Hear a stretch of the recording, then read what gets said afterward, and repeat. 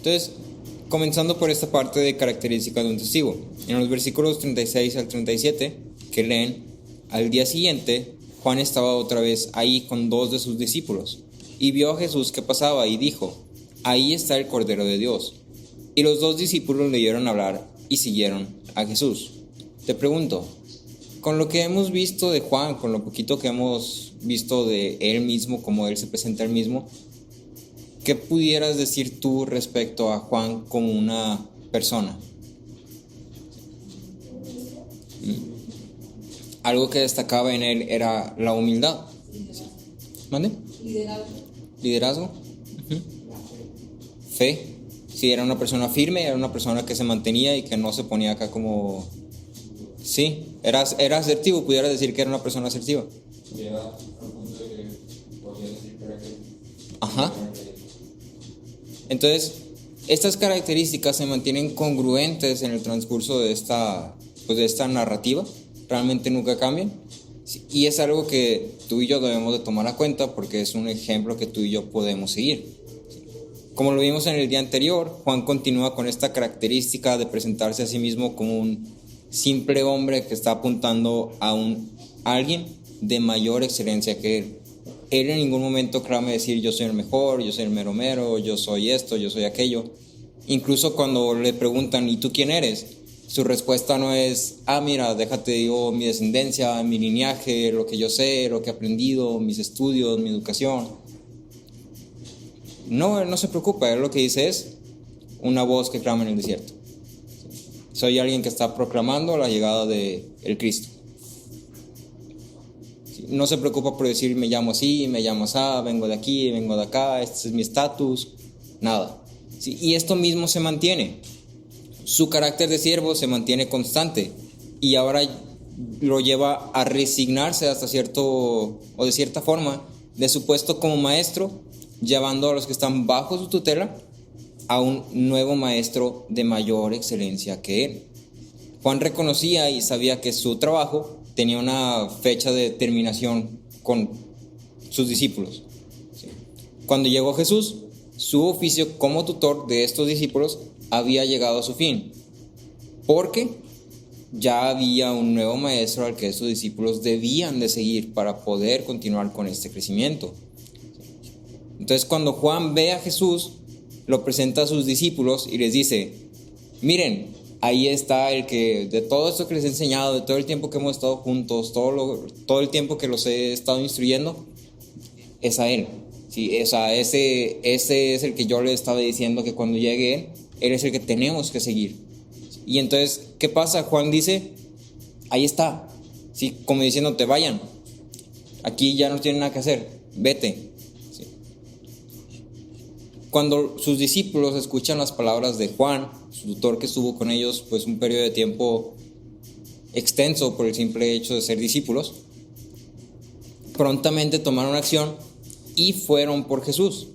Ellos reconocían que las palabras que Juan estaba diciendo era más que nada más ay mira qué curioso, ese de ahí es como que sí embona con lo que yo les he dicho, ¿no? O algo por el estilo, sino que ellos conocían que estas palabras que Juan decía eran una forma de decirles ya, ¿sí? Aquí ya es a lo que sigue.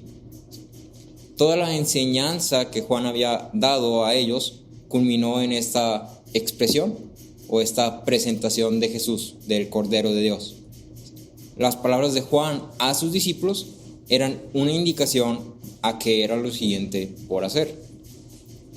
Esos 3 versículos describen un poco más del carácter que ya estamos un poquito familiarizados con Juan y nos dan una imagen no solamente de un evento en la historia o de una narrativa, sino de un siervo que reconoce su posición y obra fielmente para cumplir el oficio al cual fue llamado. Juan estaba dedicando su tiempo y estaba siendo diligente y responsable en este oficio de voy a enseñar a los demás, voy a llevar a los hombres a Cristo a través de lo que yo puedo hacer con ellos. ¿Qué pudo hacer Juan con ellos? Instruirlos. Eso es lo que Juan pudo hacer con ellos. Entonces vemos que Juan fue responsable al punto de que cuando Juan dice ahí está el Cordero de Dios, los 2 discípulos instantáneamente reconocieron. No hubo, sí es, déjame me fijo, sino que los dos instantáneamente dijeron, ah, sí, yo ya sé quién es, yo ya sé a quién se refiere.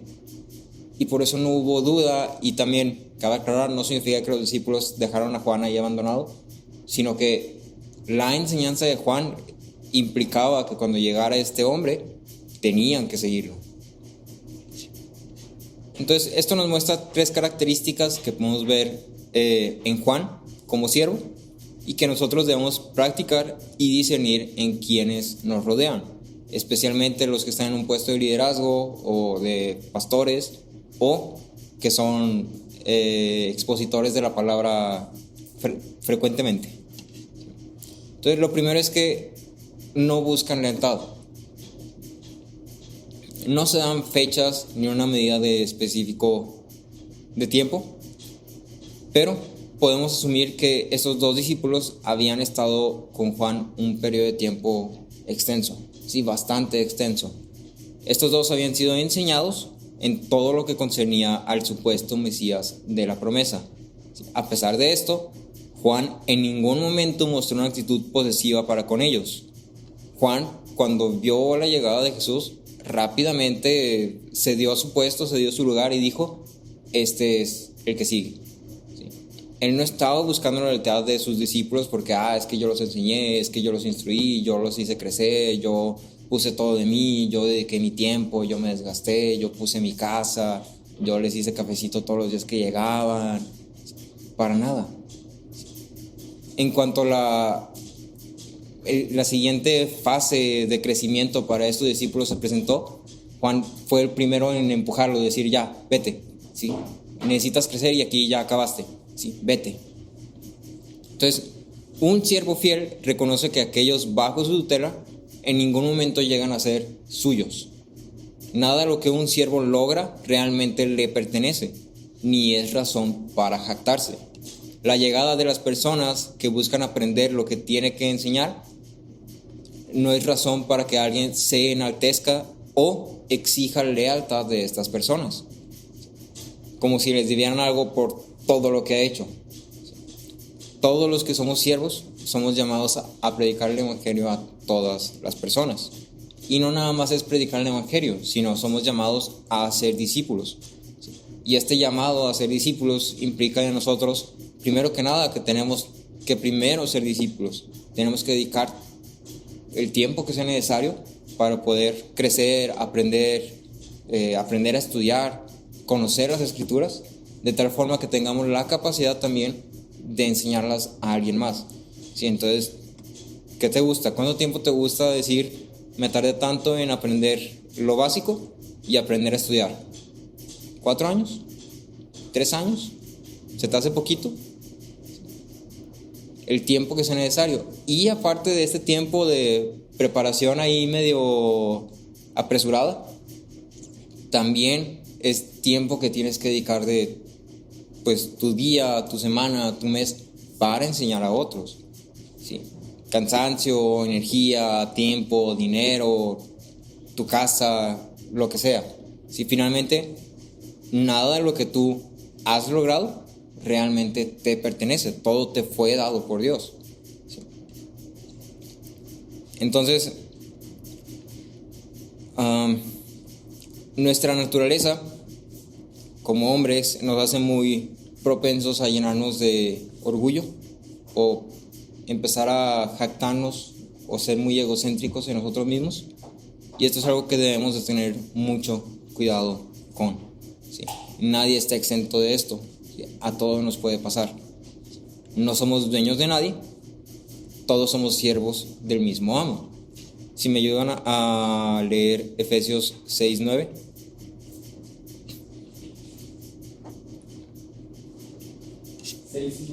¿6:9?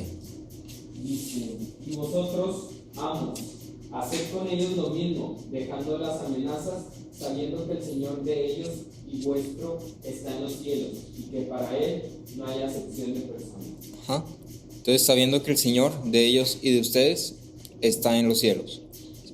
Está hablando a los amos, está hablando a las personas que tenían siervos, ¿sí? Pero bájalo un poquito. Está hablando a maestros que tienen personas bajo su autoridad. Sí, por la simple naturaleza de decir, es mi maestro, yo soy su pupilo, él es mi autoridad. Y lo que está diciendo aquí es claro, el Señor de ellos y de ustedes está en los cielos. Y la palabra original que usa aquí para referirse al Señor es la misma palabra que se podía utilizar para referirse a amo. Entonces lo que está diciendo, tú, el que eres dueño de un esclavo, sigues perteneciendo a Cristo, al igual que ese esclavo que es tuyo, entre comillas. ¿Sí? Todos pertenecemos a Cristo, no somos dueños de nadie. ¿Sí? Entonces la primera característica es que no busca lealtad. La segunda característica es que guía a los hombres a Jesús. Entonces, muy ligado con el primer punto, el segundo se enfoca en la enseñanza de Juan a sus discípulos.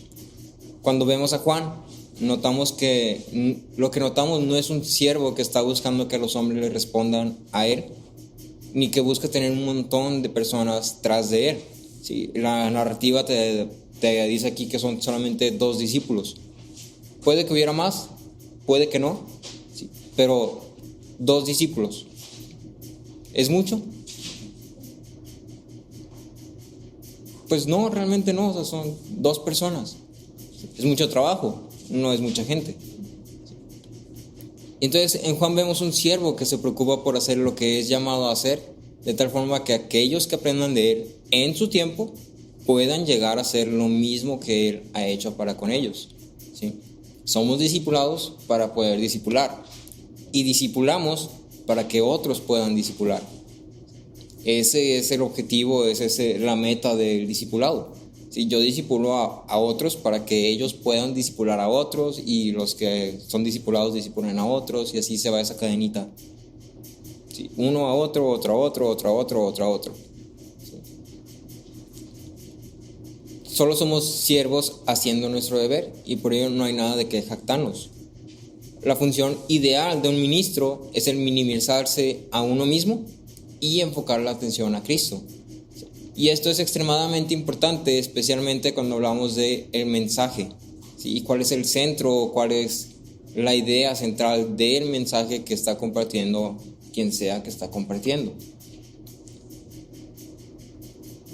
Hayamos visto, y esta frase de John Stott ya te lo había dicho, que John Stott dice, donde Cristo no es predicado, el evangelio no es predicado. Y entonces si hay un mensaje, si hay una predicación, si hay una palabra donde Cristo no es el centro, o la palabra, el mensaje no apunta a Cristo, está apuntando a otra cosa. Y ese mensaje entonces ya no está enfocado en Cristo. Y ya es algo peligroso, ya es algo que está desviando, ya es algo que está torciendo. Y entonces, como siervos somos llamados a guiar a los hombres a Jesús, especialmente a aquellos que están bajo nuestra tutela. Por ello es que toda palabra que compartamos, toda exposición que hagamos, toda predicación, siempre tiene que llevar a los hombres a Cristo. Ese es el fin de nuestra predicación. Entonces, segundo, guía a los hombres a Jesús. Tercero, sigue a Cristo junto con los demás. Entonces, por último, de extrema importancia y que no debemos pasar por alto, es el testimonio y la vida misma de la persona que se identifica como siervo. Esto es algo que ya habíamos visto en las cartas de Juan hace ya mucho tiempo. Pero cuando el llamarse a uno mismo cristiano no es un título que se pueda autoasignar libremente, no es algo que yo diga, sí soy yo cristiano. ¿Por qué? Porque me nació. No puedes tú decir, sí, yo soy coreano. ¿Cómo supiste? Sí, yo soy coreano porque yo digo. ¿Así funciona? No, obviamente no. Tienes que sacar tu membresía, tienes que sacar tu ciudadanía. Sí, así es como funciona. Sí. El llamarse cristiano es igual. Sí. Es una ciudadanía que tú tienes que sacar. Sí. Tienes que acreditarla de forma oficial, legal, formal. Sí. Y entonces no se puede autoasignar libremente. Es algo que es costoso e implica que todas las áreas de la vida de la persona que se dice ser cristiano reflejen esta naturaleza. Aquel que está ejerciendo el papel de maestro en una congregación o para con algún discípulo, también tiene como requisito indispensable el seguir a Cristo, al igual que aquellos a quienes está enseñando. Nuestra manera de juzgar la predicación de alguien es a través de su vida.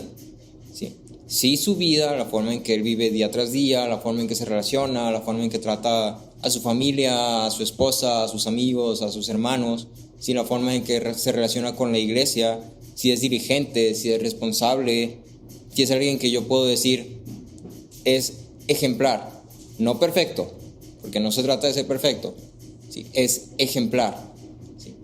Entonces, su predicación, yo puedo decir, es congruente.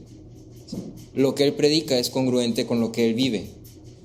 No puedo llegar yo a predicar, y no digan mentiras y pórtense bien y así, pero luego salgo y digo mentiras y me porto mal y no hago lo que no debería, etcétera, etcétera. ¿Sí? Tiene que haber una congruencia. Entonces, la Biblia ejemplifica este hecho constantemente. Todos los 12 discípulos no solo predicaban el evangelio, sino que ellos mismos lo vivían. Ellos mismos seguían a Jesús, por eso se llamaban discípulos. Juan fue bautizado por Jesús y apuntaba a otros a ser bautizados por Jesús, al igual que él. Pablo no solo instruía a las iglesias, sino que su vida misma reflejaba un cambio de naturaleza extraordinario. Toda su vida reflejaba que él era un cristiano.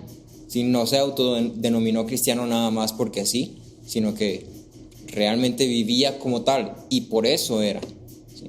El seguir a Cristo es un requisito que todos tenemos, sin importar el puesto, oficio, llamado, tiempo de experiencia, conocimiento o cualquier otra característica de una persona. Todos somos discípulos de Jesús. Todos tenemos que, responder al mismo amo. ¿Sí? Entonces, 3 características de un siervo fiel. No busca lealtad. 1. Guía a los hombres a Jesús. 2. Sigue a Cristo junto con los demás. 3. Obviamente hay más, no es exhaustiva esta lista, pero es algo que puedes encontrar aquí en Juan. Y después pasamos a este segundo punto, que es la invitación o el ofrecimiento del evangelio. Que son versículos 38 al 42. 42a. ¿O no? Te los leo, dice: Jesús se volvió y viendo que le seguían, les dijo: ¿qué buscan? Y ellos le dijeron: Rabí, que traducido quiere decir maestro, ¿dónde te hospedas? Vengan y verán, les dijo Jesús. Entonces fueron y vieron dónde se hospedaba, y se quedaron con él aquel día, porque eran como las 4 de la tarde. Uno de los 2 que oyeron a Juan y siguieron a Jesús era Andrés, hermano de Simón Pedro. Él encontró primero a su hermano Simón y le dijo: hemos hallado al Mesías, que traducido quiere decir Cristo. Entonces lo trajo a Jesús. Entonces, al igual que veíamos características de un testigo, podemos también un ejemplo del mensaje que somos llamados a compartir. Sobre todo, la invitación que debemos extender a los demás. Entonces vamos a separar esta invitación en 2 partes. La primera es intención y la segunda es ofrecimiento. Comenzando con la intención, los 2 discípulos, cuando se acercan a Jesús, fueron recibidos con una pregunta: ¿qué buscan? Esta pregunta no es nada más una respuesta literal a algo que estaba pasando.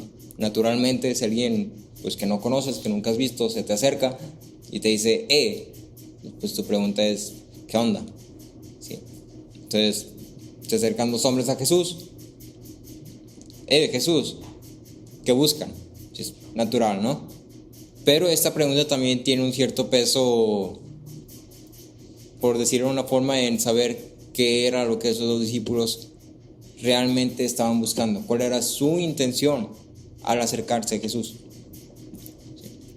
Entonces era una confrontación para saber si su intención era realmente seguirlo. Jesús quería conocer qué era lo que los 2 hombres realmente buscaban al venir a él. Entonces la respuesta de los discípulos revela que su intención iba más allá de una simple curiosidad pasajera. Su forma de referirse a Jesús es con la palabra rabí, que aquí mismo Juan lo dice, traducido quiere decir maestro. Estas traducciones las está poniendo Juan porque recuerda que su audiencia no era familiar con el vocabulario judío, ¿sí? No era familiar con estas formas de expresión, ¿sí? Entonces para ellos, por ejemplo, Mesías era algo, no sé qué es eso, o sea, no lo ubico, no lo conozco, ¿sí? Rabí, no sé qué es eso, no lo ubico, no lo conozco. Entonces por eso pone esas traducciones. Rabí, que es maestro. Ya, sí sé que es un maestro, ¿sí? Mesías, el Cristo. Sí sé que es el Cristo, ese sí lo ubico, ¿sí? Entonces por eso pone esas traducciones. Y la palabra rabí, esta forma de referirse de los discípulos a Jesús, era un título honorífico que se utilizaba para referirse a los maestros de temas divinos. Entonces, este título instantáneamente da a entender que esos dos discípulos estaban buscando aprender lo que Jesús tenía por enseñar, ¿sí? Cuando le dicen maestro, es como decir, vengo a que me enseñes, vengo a ponerme bajo tu tutela para que me enseñes lo que tengas que enseñar, ¿sí? Y su respuesta continúa con una pregunta. Entonces le dicen rabí, o sea, maestro, persona que te voy a adoptar como maestro porque quiero que me enseñes, ¿dónde te hospedas? El tema de la morada, de residir, permanecer o ideas similares a esto es algo que vas a ver muy repetido, muy enfatizado en el Evangelio de Juan, ¿sí? Entonces en el transcurso mientras vayas leyendo, mientras vayamos estudiando, pon atención a esto, ¿sí? Cómo es que se va utilizando este término y cómo es que se va convirtiendo en una idea, ¿sí? Una idea central. Estos dos hombres demostraban su intención con la disposición de seguir a Jesús y residir con él el tiempo que fuese necesario, como es mencionado después. Sí, allá abajito dice que eran como las 4 de la tarde y se quedaron con él hasta que terminó el día. Sí. Entonces, en palabras de Calvino, dice, no debemos contentarnos con una simple mirada pasajera, sino que debemos buscar su morada para que nos reciba como huéspedes. ¿Sí? No se trata nada más de pasar, de escuchar poquito y luego, bueno, ya. Sí, recibí poquito y, bueno, ya. Sino que queremos estar ahí la mayor cantidad de tiempo posible. ¿Sí? Entonces, la intención de Jesús al extender esta invitación no era dar un periodo de prueba, ni de ofrecer una cotización sin compromiso. Ven y pregunta sin compromiso, no pasa nada. Sí, no le tengas miedo, nada más, pues vamos a checar y ya si te gusta o nos ponemos de acuerdo. No. ¿Sí? Y esto nos lleva a la segunda parte, el ofrecimiento.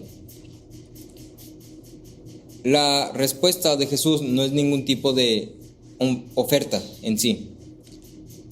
Su respuesta es concisa y clara. Vengan y verán.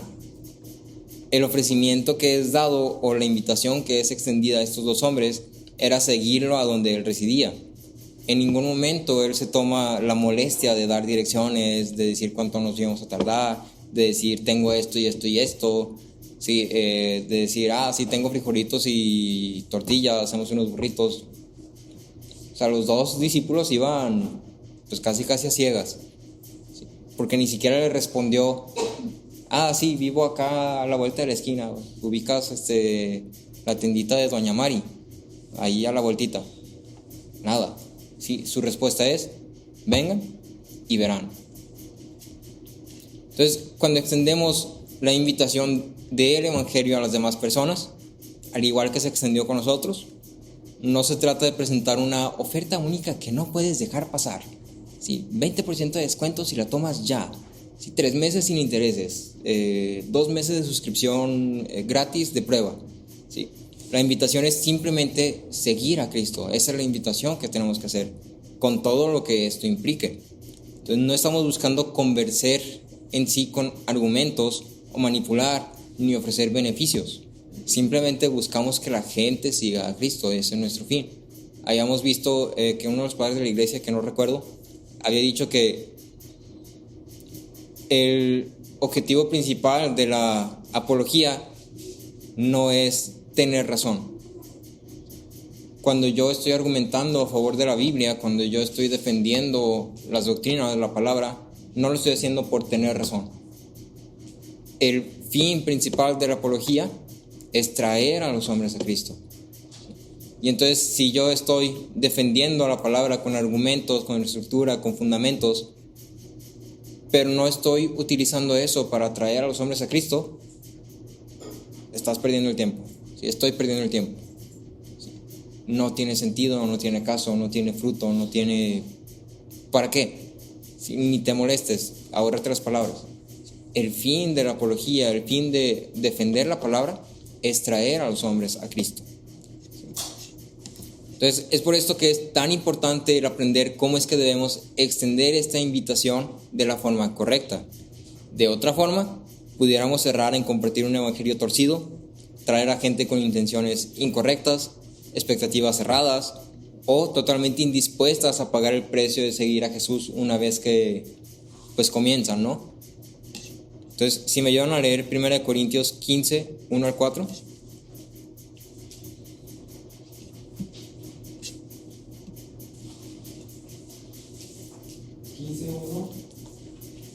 Primera Corintios 15, 1 al 4. Empieza con, ahora les hago saber.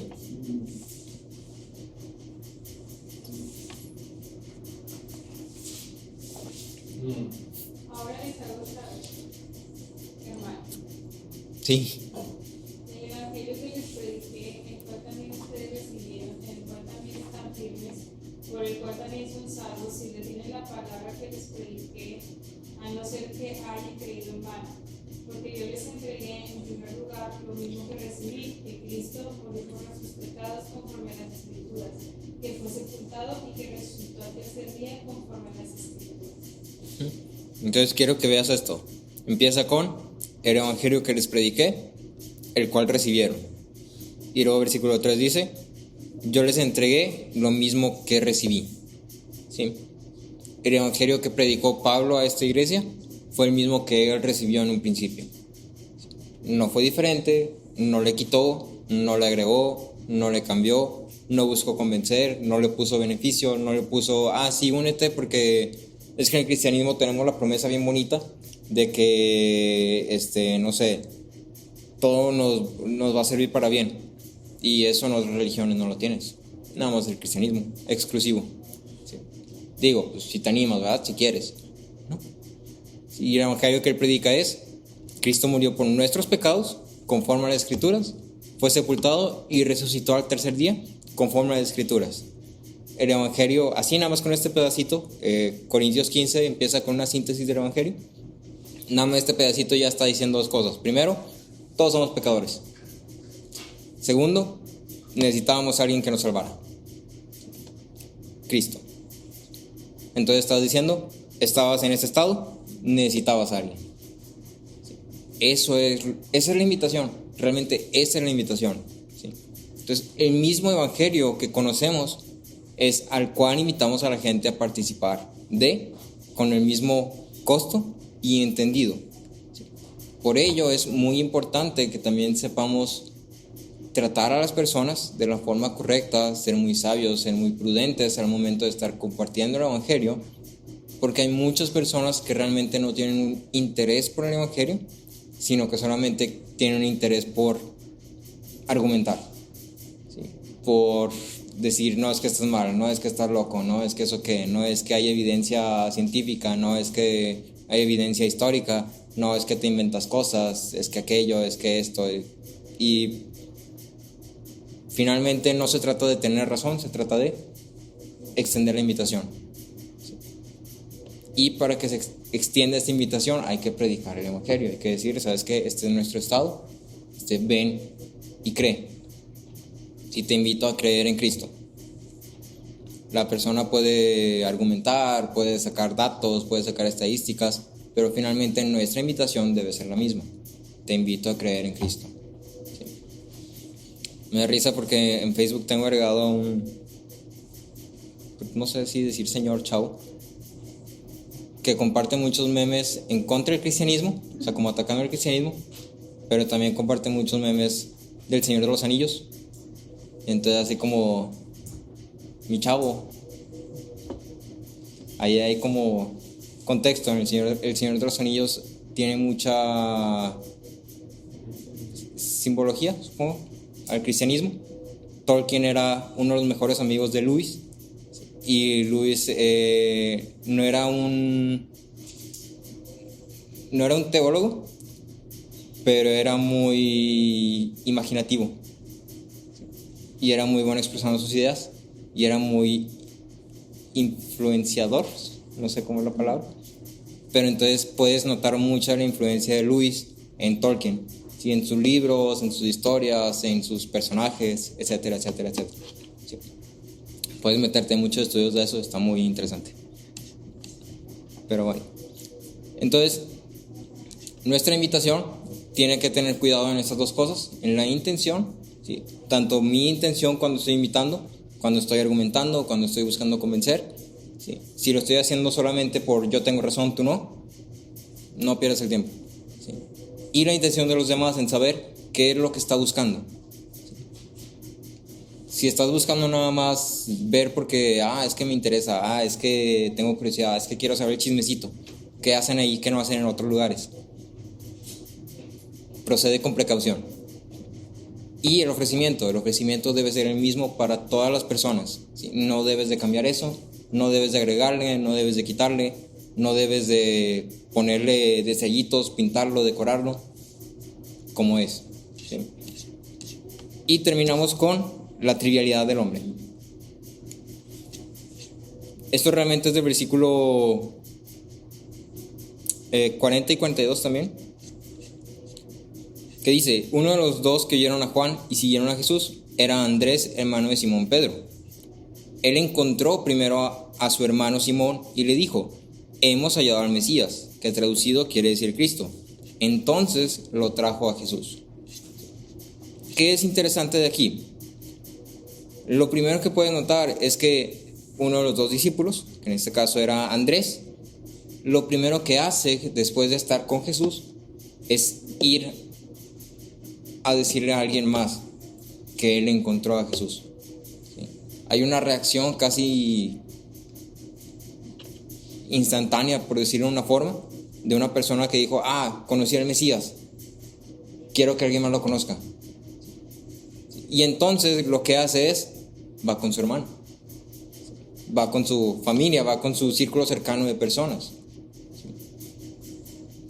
Y de aquí podemos concluir muy fácilmente que la forma más eficaz, más eficiente, más fácil, más correcta de predicar el Evangelio es comenzando con tu círculo cercano de personas. Antes de irte de misionero ahí a África y a la jungla, o antes de irte a predicar a las personas de acá en un lugar público, empieza con tu familia, empieza con tus amigos, empieza con esas personas que les hablas ya todos los días, que convives con ellas todos los días. Empieza con ellos.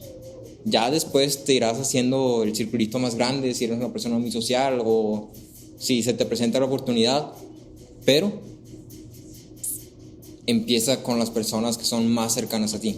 Sí, en este caso Andrés en corto fue con su hermano, que la palabra ahí que dice él encontró es como, no quiere decir que se lo topó así por accidente, sino que quiere decir que activamente fue por él, ¿sí? O sea, fue a encontrarlo, fue a su encuentro, ¿sí? Entonces encontró a su hermano y le dijo: hemos hallado al Mesías, y lo trajo a Jesús. O sea, vente, sí, vente, quiero presentarte esto, quiero ofrecerte esta invitación, quiero extenderte esta invitación. Eso fue lo primero que hizo. Si alguien me puede ayudar leyendo Isaías 2:3.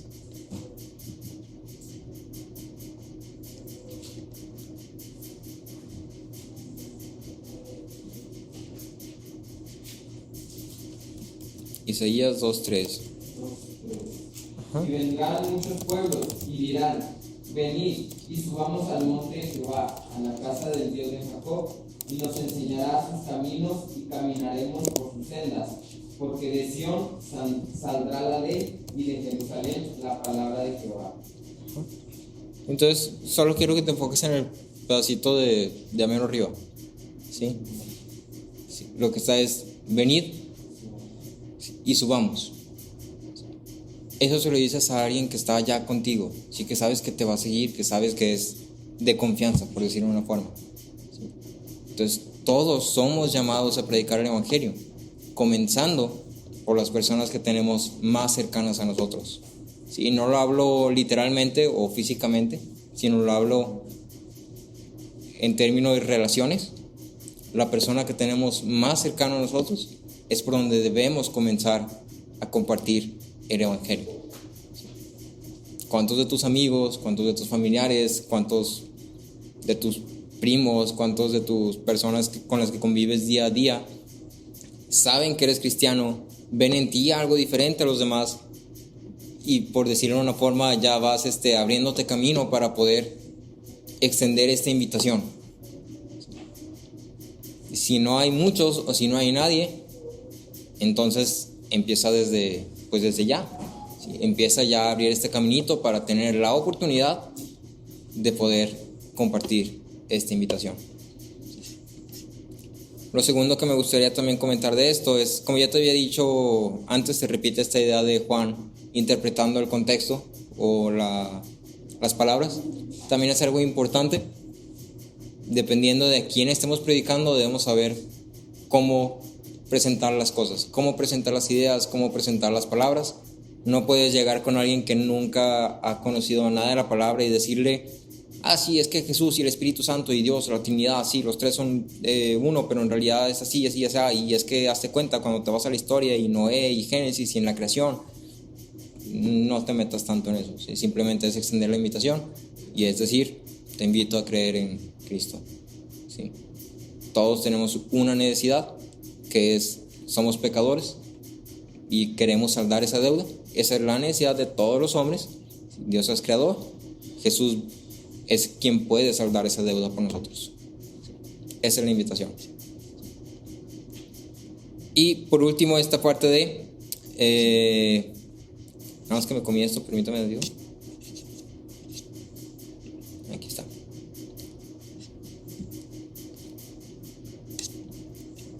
De así el mero final, ¿sí?